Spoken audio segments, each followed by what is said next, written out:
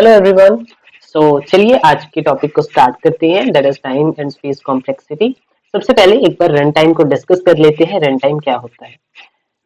Just एक real life example. जैसे कि मैंने आपको कुछ टास्क असाइन किया, उस पर्टिकुलर टास्क को कंप्लीट करने के लिए, जैसे कि मैंने आपको ईमेल राइट करने के लिए बोला है, तो उसके लिए आपको आपके पीसी की रिक्वायरमेंट होगी, कुछ स्पेस की रिक्वायरमेंट होगी, देन आपको कुछ टाइम की रिक्वायरमेंट होगी कि इस पर्टिकुलर 15 मिनट्स में 20 मिनट्स में आप अपने टास्क को कंप्लीट कर देंगे। उसी तरीके से जब भी हम कोई प्रोग्राम को लिखते हैं, वो पर्टिकुलर फंक्शनैलिटी को कंप्लीट करने के लिए उसे सीपीयू की, रैम की एक पर्टिकुलर स्पेस रिक्वायर्ड होती है एंड कुछ रन टाइम रिक्वायर्ड है कि इस स्पेसिफिक टाइम में आपकी जो पर्टिकुलर इनपुट है उसको प्रोसेस करके आपको एक आउटपुट मिल जाएगा, जिसको हम रन टाइम बोलते हैं।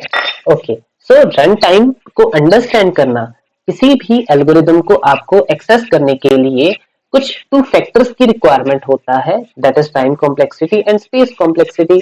अब टाइम कॉम्प्लेक्सिटी क्या होता है? अगर आप बेसिक टर्म्स में देखें, किसी भी एल्गोरिदम को या प्रोग्राम को कंप्लीटली रन होने में कितना टाइम रिक्वायर है, दैट इज टाइम कॉम्प्लेक्सिटी। अब जब भी हम किसी प्रॉब्लम को सॉल्व करते हैं, तो ये डिपेंड करता है कि आपकी इनपुट साइज क्या है। इनपुट साइज के अकॉर्डिंग आपके टाइम कॉम्प्लेक्सिटीज में वेरिएशन आते हैं। हम ओवरऑल एक फिक्स टाइम पर नहीं चीजों को चेक कर सकते हैं। जैसे कि सपोज कीजिए मैंने आपको एक एरे को एज ए इनपुट देने के लिए स्पेस प्रोवाइड की थी, आपने टू इनपुट दिए थे एक पर्टिकुलर टाइम पे, तो उसको एक्सेस करना हमारे सिस्टम के लिए या हमारे एल्गोरिदम के लिए काफी ज्यादा इजी है, तो उसको वो एक नॉर्मल टाइम कॉम्प्लेक्सिटी में कंप्लीट कर देगा। बट वही अगर हम इनपुट साइज को 10⁵ या आप मिलियन बिलियंस में इनपुट साइज को इंक्रीज कर दोगे, तो क्या होगा, उसमें हमारे जो टाइम कंज्यूम करेगा particular program, that could drastically increasing.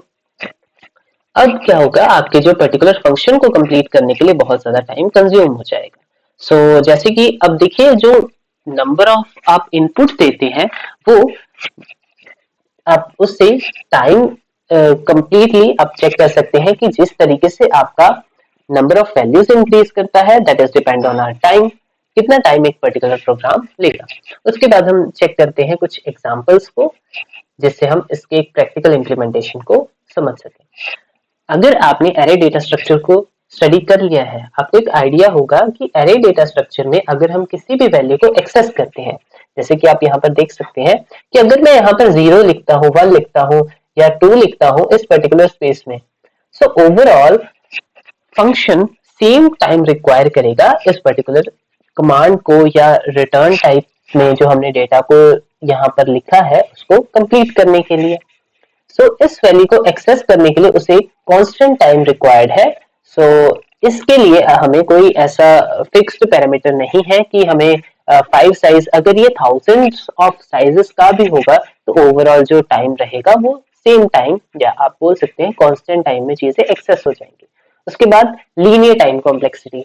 Linear time complexity depend करता है आपके इनपुट साइज में, आपने कितने साइज की इनपुट को इंसर्ट किया है इन अपने फंक्शन में। जैसे आप देख सकते हैं, अगर मैंने एक पर्टिकुलर एरे को एज अ इनपुट पास किया है इस फंक्शन को सम एरे में, ईच टाइम क्या होगा, इस पर्टिकुलर एलिमेंट पर हमारा फंक्शन जाएगा, इसको पिक करेगा एंड देन सम करेगा इस पर्टिकुलर हमारे एलिमेंट को with the next one, and ये भी अपने सम को लेकर जाएगा एंड नेक्स्ट वन के साथ खुद को सम करेगा।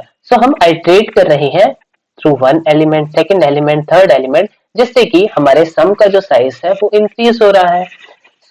यहाँ पर हमें ईच एलिमेंट को ट्रेवर्स करना कंपलसरी है, तो हम बोल सकते हैं कि जो हमारा एवरेज या बिग ओ नोटेशन है, हमें overall big O of N time complexity required है इस पर्टिकुलर प्रॉब्लम को सॉल्व करने के लिए। एंड डिफरेंट टाइप के आपको जो टाइम कॉम्प्लेक्सिटीज मिल जाएंगी, big O of log n, big O of n, and different type के आपको टाइम कॉम्प्लेक्सिटीज मिल जाएंगी। अभी अगर आपको इन चीजों के बारे में अनअवेयर है, थ्रू आउट हमारी सीरीज में जैसे जैसे हम प्रॉब्लम्स को सॉल्व करेंगे आप इनसे गो थ्रू हो जाओगे।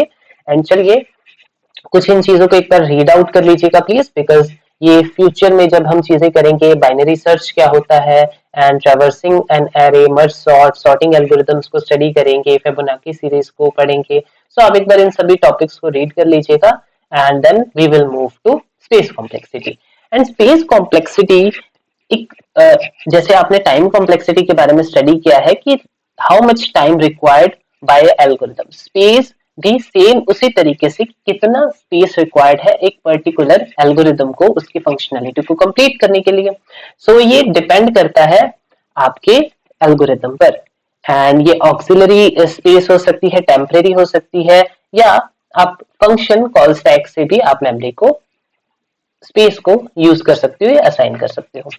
Let's take an example. Suppose कीजिए मैंने आपको एक एरे एज एन इनपुट दिया एंड आपको मैंने जो प्रॉब्लम रिजॉल्व करने के लिए दी थी कि मुझे इस पर्टिकुलर एरे में से मैक्सिमम एलिमेंट आप रिटर्न कर दीजिए। अब उस पर्टिकुलर एलिमेंट को रिटर्न करने के लिए मुझे अपने स्टोरेज स्पेस में उसे स्टोर करना पड़ेगा। तो जैसे कि यहाँ पर मैंने एक स्टोरेज स्पेस बना ली है एंड यहाँ पर मैं इंटीजर वैल्यू को स्टोर कर रहा हूँ। वन बाय वन मैं कंप्लीट एरे को ट्रेवर्स कर लूंगा एंड आफ्टर ट्रेवर्सिंग सपोज कीजिए 10 इज माय ग्रेटर और मैक्सिमम एलिमेंट को यहाँ पर मैं स्टोर करने के बाद रिटर्न कर सकता हूँ।